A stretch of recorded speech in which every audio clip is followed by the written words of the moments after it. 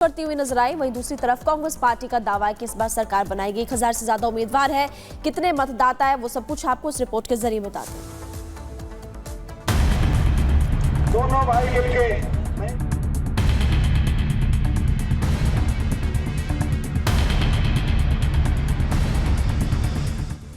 हरियाणा देश का वो सूबा जिसे शुद्ध देसी सियासत के लिए जाना जाता है।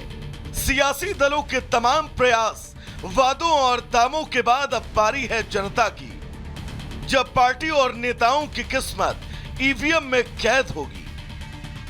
प्रदेश की 90 सीटों पर जनता अपना फैसला ईवीएम में कैद कर देगी। चुनाव प्रचार थमने से पहले पार्टी और नेताओं का जोर शोर दोनों सुनाई दिए। वैसे इस बार चुनाव दंगल में मुख्य रूप से बीजेपी, कांग्रेस, आप, इनेलो और बसपा और जेजेपी आजाद समाज पार्टी शामिल हैं। सियासी दलों के साथ साथ नेताओं के लिए इम्तिहान की घड़ी है। किसके सर पर ताज सजेगा, ये जनता के मतदान के साथ ही ईवीएम में कैद हो जाएगा। आज सभी 90 सीटों पर वोटिंग।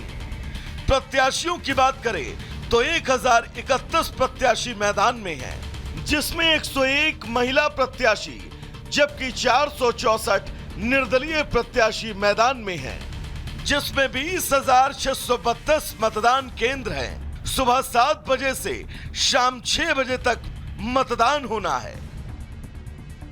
हरियाणा को जानना है तो उसके रीजन को जानना बेहद जरूरी है, जो किसी भी दल के जीत और हार की भूमिका निभाते हैं।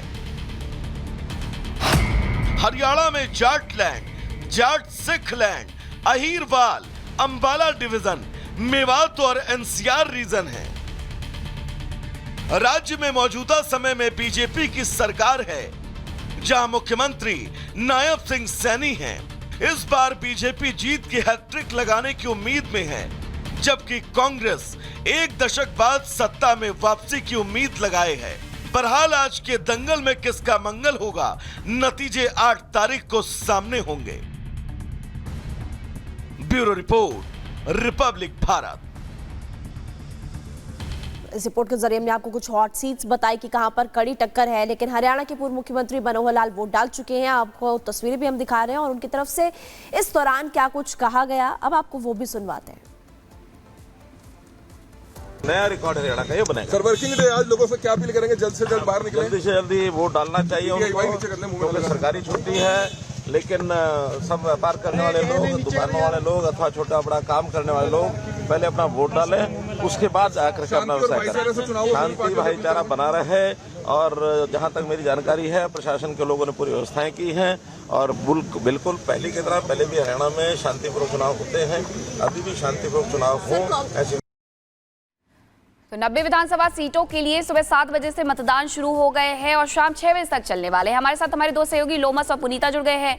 सबसे पहले पुनीता, आप बताइएगा कि आप नायब सिंह सैनी की वहां मौजूद हैं, कितनी देर में वो वोट करने वाले हैं और जिस तरीके से सत्ता परिवर्तन वहां पर हुआ, मनोहर लाल खट्टर का केंद्र में जाना और उनका राज्य की कमान को संभालना, क्या इस बार समीकरण उनके हिस्से में जाते हुए नजर आएंगे?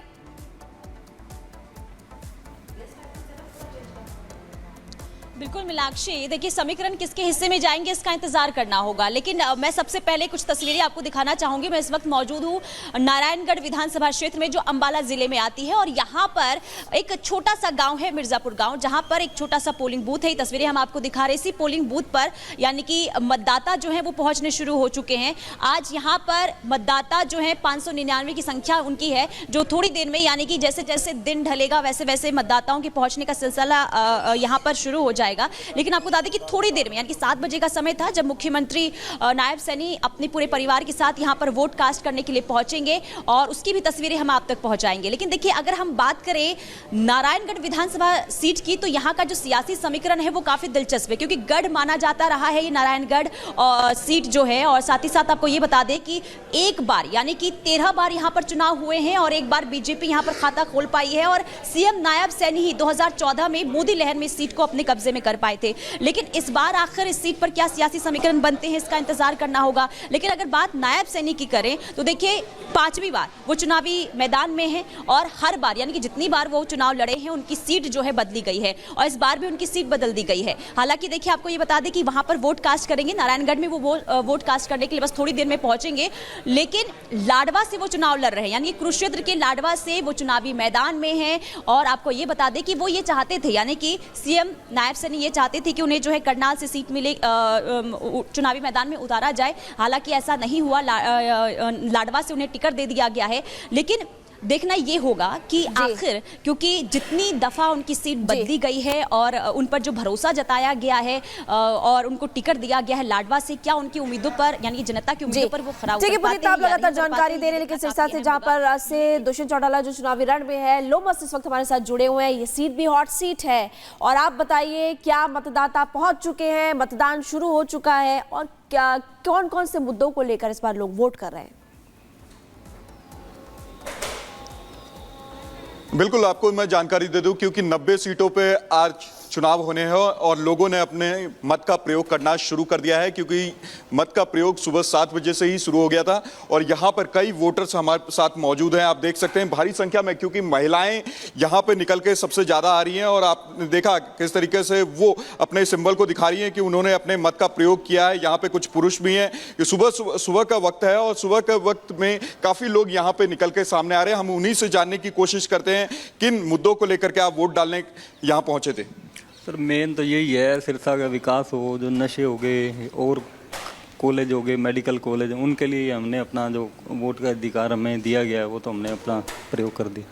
बिल्कुल, आप किन मुद्दों को लेकर के यहाँ पहुँचे? आपने मत का प्रयोग कर लिया? हाँ, कर लिया। बढ़िया। क्या क्या मुद्दे खास थे? बहुत सब सकते ऐसे there is no problem to cast the vote, we casting the vote very easily, we belongs to Sirsa and किन किन मुद्दों को लेकर के वोट डालने के लिए पहुंचे?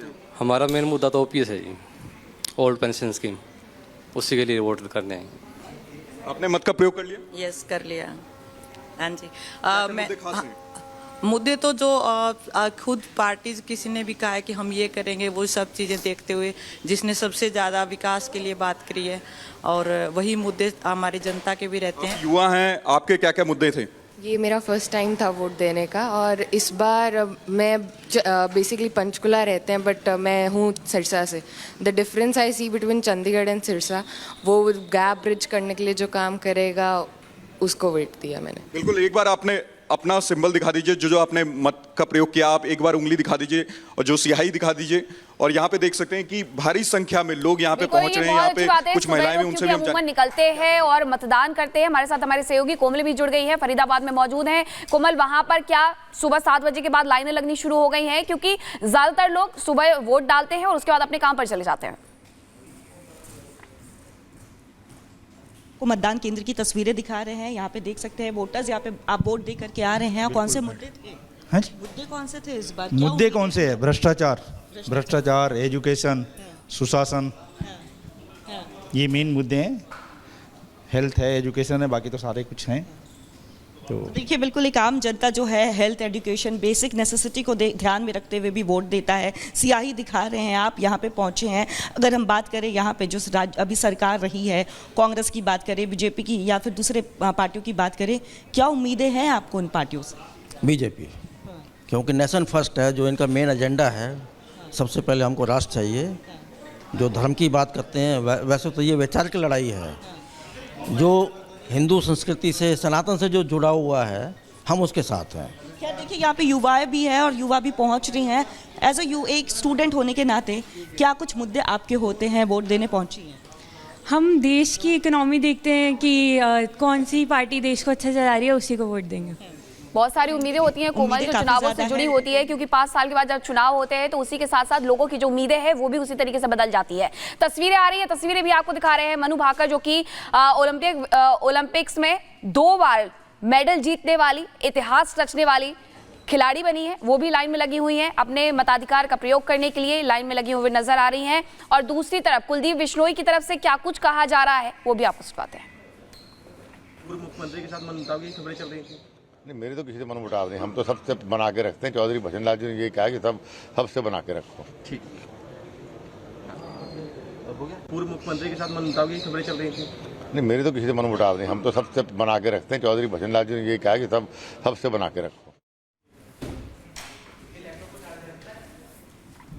देखिए तस्वीरें आपको लगातार हम दिखा रहे हैं और आपको सीधा यहाँ से अब रेवाड़ी लिए चलते हैं। अमरदीप इस वक्त हमारे साथ जुड़े हुए हैं। वहां पर मतदाताओं में कितना उत्साह देखने को मिल रहा है, क्या कह रहे हैं मतदाता जो मतदान के लिए वहां पर पहुंचे हैं? अमरदीप, देखिए मैं आपको बता दूं, मैं इस वक्त रेवाड़ी में हूं। रेवाड़ी की अगर बात करें तो 3 विधानसभा सीटें यहां आती है। कोसली की बात करें, बावल की बात करें और रेवाड़ी की बात करें। लेकिन जिस बूथ पे मैं मौजूद हूं ये राजकीय प्राथमिक पाठशाला रामपुरा है। रामपुरा राव इंद्रजीत का गढ़ कहा जाता है, दक्षिण हरियाणा, जहां से बीजेपी भी लीड लेती है। लेकिन अलग इस बार मुद्दे हैं तमाम वोटर्स की। मैं आप बात करूँ इस बूथ में, आप यहाँ पे देख सकते हैं कि लाइन जो है वो लगी हुई है। बहुत शुरू से जो आप कह सकते हैं कि महिलाओं का आप यहाँ पे देखेंगे तो महिलाओं की लाइन जो है वो बिल्कुल अलग है। और यहाँ पे महिलाएं जो हैं वो बहुत ज़्यादा सुबह सुबह अपना काम जो है वो निपटाने से पहले, चूंकि नवरात्रा का टाइम चल रहा है, नवरात्रि भी है, तो उससे पहले ठीक लाइन जो आप देखेंगे पुरुषों की लाइन के साथ साथ यहाँ बढ़ी हुई लाइन जो है वो महिलाओं की है। यानी कि वोटिंग किस तरीके से, किस क्रेज के साथ महिलाएं कर रही हैं। और यहाँ पे पीछे ठीक देखेंगे तो ये लाइन जो है, लंबी लंबी लाइनें जो है कतार, वो महिलाओं की हैं। अम्मा, वोट देने के लिए आगे सुबह? हाँ जी, हाँ जी। नवरात्रि वगैरह काम धंधा सबसे पहले छोड़ के आया। हाँ, तो मतलब पहले नाश्ता, बाद में पहले वोट। चाय भी ना पी के आया। पुरुषों से ज्यादा लाइन तो लंबी आपकी है, पुरुष पीछे रह रहे हैं। सबसे पहले चाय पी कुछ ना पी के आया। 8 बजे पीछे काम पे भी नहीं लगा होगा। पुरुषों की लाइन तो छोटी रहेगी, आपकी लंबी रहेगी। हाँ जी जी भाई लेडीज को काम ज्यादा होता है, जेंट्स को कम होता है। उनको उठ के सिर्फ तैयार होकर अपने धंधे में जाना होता है, लेकिन लेडीज को सारा काम करना पड़ता है। घर का सारा काम निपटाना पड़ता है, इसलिए लेडीज सबसे ज्यादा आई है। की लाइन आप देख सकते हैं पोलिंग बूथ में, और आप यहाँ पे देख सकते हैं पूरा का पूरा एक सिक्योरिटी सिस्टम के साथ साथ में यहाँ पे महिलाओं की जो भागीदारी है वो आप देखिए कि आधी आबादी, यानी कि 2 करोड़ वोटर पूरे हरियाणा में है, 2 करोड़ से ज़्यादा, तो उनमें सबसे ज़्यादा आबादी जो है वो किस तरीके से आधी आबादी का, महिलाओं का जो उत्सुकता है वोट देने की लाइन जो है वो आप देख सकते हैं। पूरा ये लाइन जो है वो कंटिन्यूसली वोटिंग के लिए आई हुई है, और ये बताता है कि किस तरीके से महिलाओं की एक जो भागीदारी, एक सॉलिड हरियाणा में लोकतांत्रिक व्यवस्था को लेकर के जो वोट देने का तरीका है उसमें किस तरीके से ये पहचान पत्र जो है वो लेकर के आई हैं। इसके साथ साथ में अपना जो पहचान पत्र के साथ में तमाम जो अपनी आधार कार्ड है, वोटर आईडी है, ये तमाम चीज लेकर के रखी हुई हैं। तो यहाँ पे पूरी की पूरी जो लाइन आप देखते हैं, ठीक है, वो महिलाओं। अमरदीप लगातार आप तस्वीरें दिखा रहे हैं और आप देखेंगे कि हर जगह पर इस वक्त लोगों में उत्साह देखने को मिल रहा है। मतदान केंद्रों में लंबी लंबी लाइनें लगी हुई। एक तस्वीर हम आप तक पहुंचाएंगे। वक्त एक छोटे से ब्रेक, हम जल्द वापस लौटेंगे।